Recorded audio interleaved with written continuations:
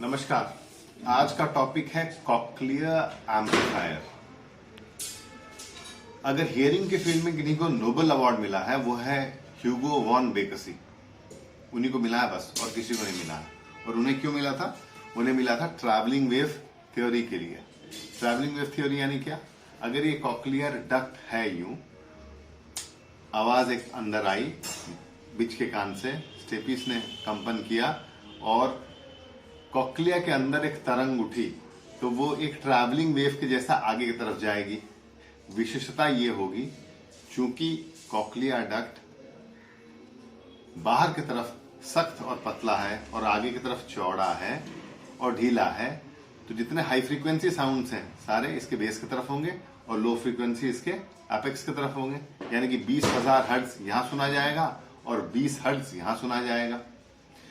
Cochlear duct इतना बड़ा तो होता नहीं है। कितना बड़ा होता है भाई? 30 मिलीमीटर, या यहां अगर देखें 3 सेंटीमीटर के लगभग का होता है। 3 सेंटीमीटर के पूरे दायरे में व्यक्ति को सारे फ्रीक्वेंसीज यानी कि 1000 गुना ना 20,000 हर्ट्ज और 20 हर्ट्ज, 1000 लगभग तरंग उठने चाहिए, पीक्स उठने चाहिए सुनने के लिए। और ये पूरी चीज कितने बड़े एरिया में होती है? एक मटर के दाने के बराबर या एक मूंगफली के दाने के बराबर की जगह में होती है। तो लगभग असंभव है, संभव, लेकिन हम लोग सुनते हैं, सारी फ्रीक्वेंसी सुनते हैं। ये तभी संभव है जब या तो फिर कॉक्लिया खुद कुछ साउंड्स जनरेट करता है या कुछ साउंड्स के इशारों को बड़ा कर देता है। इसी चीज को समझने के लिए आज समझते हैं कॉक्लियर एम्पलीफायर। अगर हम देखें नीचे, तो मैंने एक मॉडल बना रखा है ऑर्गन ऑफ कॉटाई का, कॉक्लियर डक्ट, यानी कि ये कॉक्लियर डक्ट हुआ। इसको अगर यूं काटें हम और ऐसे खड़ा करें तो कुछ ऐसा दिखेगा। तो ये कॉक्लियर डक्ट है, बेसिलर मेम्ब्रेन, इसके ऊपर ऑर्गन ऑफ कॉटी है, रेस्टिनस मेम्ब्रेन। यहां हम देख सकते हैं कि 3 लेयर आउटर हेयर सेल्स हैं और 1 लेयर इनर हेयर सेल है। आउटर हेयर सेल्स के जो स्टीरियोसिलिया है वो टेक्टोरियल मेम्ब्रेन में जुड़ जाते हैं, जबकि इनर हेयर सेल में नहीं जुड़ते हैं। आउटर हेयर सेल्स 3 गुना ज्यादा हैं, लेकिन इनर हेयर सेल के ही नर्व इनपुट एफरेंट या सेंट्रल नर्वस सिस्टम को जाते हैं या ब्रेन को जाते हैं। तो ये आउटर हेयर सेल का काम क्या होता है? आउटर हेयर सेल का काम विशेष होता है।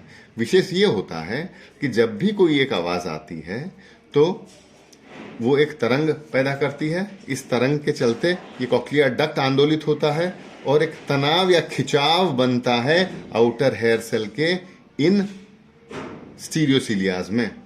तो इस खिंचाव के बनने से क्या होता है? इस खिंचाव के बनने से कुछ बुनियादी परिवर्तन आते हैं। किस तरह के? अगर सिर्फ इन्हीं स्टीरियोसिलिया को देखा जाए तो ये स्टीरियोसिलिया एक दूसरे से जुड़े होते हैं टिप लिंक्स के माध्यम से। ये ब्राउन कलर जो है, ये भूरे रंग का जो है, टिप लिंक्स है। और ये टिप लिंक जुड़ते हैं जाके मेड चैनल से, या हरा रंग जो है वो मेड चैनल है। इसका क्या रोल है देखिए आप। अगर हम देखें पूरे कॉक्लियर डक्ट में, तो ये स्ट्राया वैस्कुलरिस है। यहां स्ट्राया वैस्कुलरिस का काम एक बैटरी का काम होता है, यानी कि वो एक चार्ज बनाए रखता है डक्ट के अंदर। एंडोकॉक्लियर पोटेंशियल कितने का बनाए रखता है? +80 मिलीवोल्ट्स का ये बनाए रखता है चार्ज। और अगर हम देखें ये आउटर हेयर सेल्स के अंदर का कितना पोटेंशियल होता है?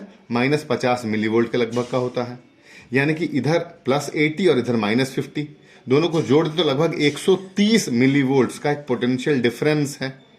अब देखिए, शुरू होता है असली काम। जब भी एक कंपन होती है तो आउटर हेयर सेल्स के ये स्टीरियोसिलियाज हिले, ये इस तरह जुड़ी होती हैं जैसे यहां दिखाया गया है। यानी कि इसका टिप लिंक पास वाले स्टीरियोसिलिया से जुड़ा हुआ होता है, और जैसे ही एक खिंचाव होता है तो ये मेड चैनल जो मैंने हरे रंग में दिखाया है वो खुलता है। इसके खुलने से यहां 80 मिलीवोल्ट्स प्लस, और इधर अगर आप देखें तो -50 मिलीवोल्ट्स, -50 मिलीवोल्ट्स। यानी कि तुरंत जितने भी potassium, calcium, iron positive charge के हैं ये सारे के सारे सेल के अंदर घुसते हैं। यानी कि सेल के अंदर घुसे कितने, इसी के माध्यम से, इस टिपलिंग्स के माध्यम से घुसे सेल के अंदर जितने भी है calcium plus, potassium plus, sodium plus ions, इनके घुसने से एक इलेक्ट्रिकल चेंज आता है। और इस इलेक्ट्रिकल चेंज के आने से तुरंत इस आउटर हेयर सेल के बाहरी हिस्से के बने हुए पेक्टीन मॉलिक्यूल्स अपना आकार बदल लेते हैं। अगर पोलराइज हो जाएं तो बड़े हो जाते हैं, और अगर उस तरफ होकर डीपोलराइज हो जाएं तो छोटे हो जाते हैं।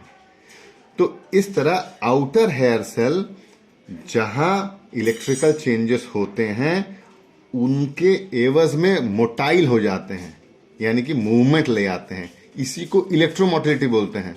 और इस चक्कर में कोई भी एक छोटा स्टिमुलाई जो कि सुनने योग्य नहीं होता था, आउटर हेयर सेल्स के इलेक्ट्रोमोटिलिटी के चलते बड़े हो जाते हैं, और इनके बड़े छोटे होने से ये विद्युत तरंगें या ये जो मूवमेंट्स हैं आगे इनर हेयर सेल्स तक पहुंचते हैं, और इनर हेयर सेल्स अकॉर्डिंगली उनको फिल्टर कर आगे सेंट्रल नर्वस में भेजते हैं।